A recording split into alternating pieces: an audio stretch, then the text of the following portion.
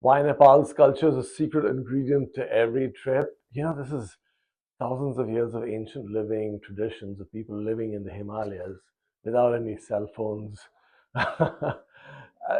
doing trade over passes, high mountain passes, and just following ancient living traditions of surviving in the Himalayas through the year, be it monsoons, be it the cold winters, and it's you know, I find them to be the folks there to be really hospitable, and you can imagine, coming from the U.S. especially, where you've got laws of the land, and you can't intrude on anyone's private property.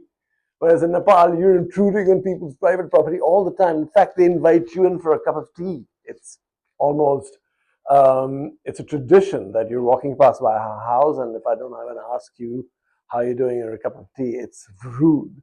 There's a lot to learn for us from that part of the world.